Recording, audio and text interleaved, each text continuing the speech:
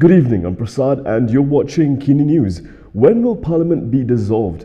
Only the Prime Minister could answer that question. Though he didn't give a date, he gave us an idea of all the things he wishes to do before that. Prime Minister Ismail Sabri Yaakob gave a hint today that he has more legislative matters to complete before calling for the dissolution of Parliament. Speaking to reporters today, Ismail Sabri said among his agenda were legislating laws on political funding and splitting the role of the public prosecutor and the Attorney General.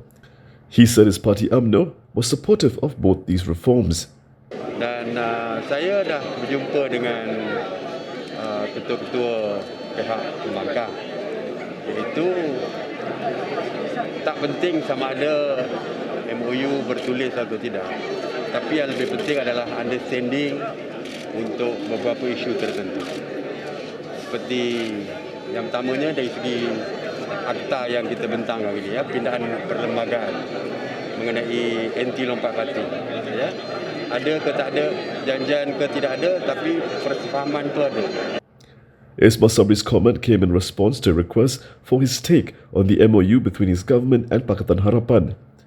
The MOU itself does not expire on July 31st, but the Premier has agreed that he will not dissolve the Parliament at least until the date.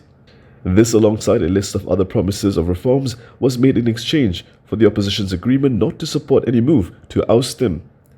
He pointed out that some of the reforms were what his party UMNO wanted, including for the country to have a law that regulates political funding. Ubah parlimen tu bila masa tak tergantung kepada mana-mana lah.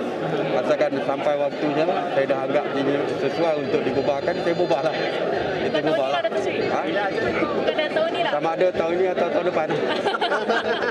Paul Yong has been sentenced to 13 years jail and 2 strokes of the cane for rape. Trono Assembly Person Paul Yong Chew Kiang has been convicted of raping his former domestic worker 3 years ago.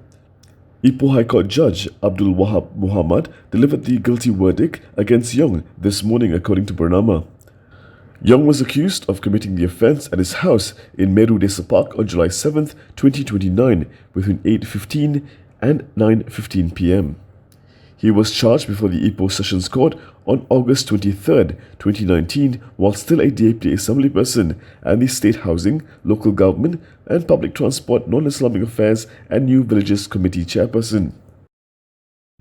Did Apandi Ali abuse his power as AG to cover up investigations into SRC International and 1MDB? One lawmaker today accused him of doing just that. Klang MP Charles Santiago today lodged a police report against former Attorney General Muhammad Apandi Ali.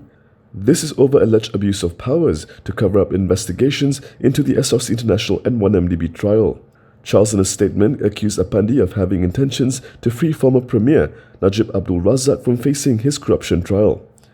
In lodging his report, Charles cited a May 23rd judgment delivered by High Court Judge Azima Omar in dismissing a defamation suit filed by Apandi against DAP veteran Lim Ket Siang.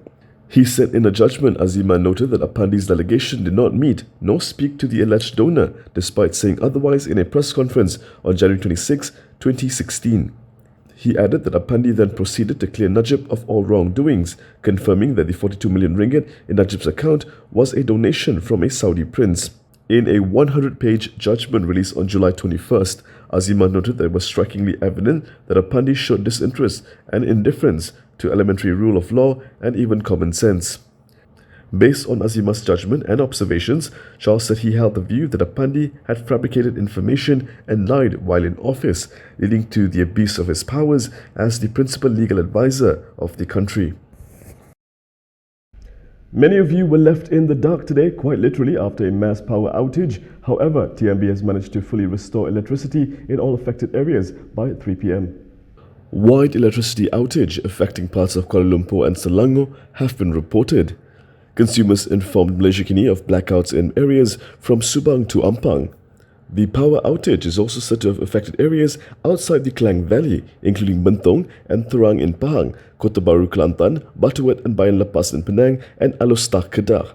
The Kedah Road Transport Department Facebook page reported that the power outage has forced the department to shut its Alostar office. Reports also indicated that mobile usage has seriously been impacted.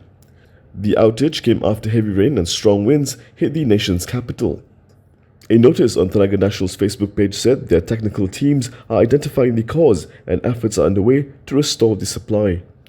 Meanwhile, a spokesperson from the TNB Customer Care Helpline told Malaysia Kini that an estimated time to resolve the situation is 1 to 3 hours, but stressed that this was just an estimate. A witness has stood by his testimony against Lim Guan Eng, saying he has no reason to make up evidence. A key prosecution witness has claimed that he is in such gratitude to Lim Guan Eng that the former would never make up testimony against the former Penang Chief Minister. Consortium Zenit Construction Sendirian Berhad Senior Executive Director Zarul Ahmad Muhammad Zulkifli told the Kuala Lumpur Sessions Court today that this is because he was awarded the Penang Andelsi Tunnel project due to Lim. The 23rd prosecution witness claimed that his gratitude was due to his company allegedly netting the highest rating among potential contractors during the tender process for the mega project. Lim is on trial for alleged corruption linked to the 6.3 billion ringgit mega project. Previously, Zarul testified that back in 2011, he was shocked when Lim asked for 10% of future profits from the project in return for the witness company to be awarded the said project. The witness also testified that Lim received part of the bribes with a smile and that it was the Malay spirit that helped him overcome problems that cropped up following the related MACC probe against him. During proceedings before trial judge Azura Alwi, Zarul testified to confirm that dummy checks were used to facilitate the purported bribe payments to Lim. The witness claimed that this method was done in order to prevent the accused's name from appearing in the financial transaction. Good news for high-performing PTPTN graduates. Your loans could be turned into sponsorship. PTPTN borrowers who graduated with a bachelor's degree first class from 2019 onwards will be exempted from repaying their study loan. This was announced by Prime Minister Ismail Sabri Yaakob this afternoon. In his speech at the PTPTN Silver Jubilee celebration in Kuala Lumpur, Ismail Sabri said the government decided to bring back the reward to encourage students to perform in their studies. He said this goes to every student who meets the criteria, regardless of their economic status and background, who graduated from 2019 onwards. He added that he hoped PTPTN will discuss with the Finance Ministry the financial allocation for this purpose. Ismail also said the decision was made to encourage the children of Keluarga Malaysia to study hard and get the best qualification. States not adopting Putrajaya's anti-hopping law could face instability. This is what Azalina told Parliament today. Lawmaker Azalina Othman Said has warned that state governments will risk instability if they refuse to adopt incoming federal laws designed to discourage MPs from defecting. The Pengerang MP said it is her greatest fear if there will be some state governments that decide not to adopt the amendments of the law. Azalina said this when responding to Pasir Gudang MP Hassan Karim, who interjected during her speech by asking why states are not compelled to adopt the law.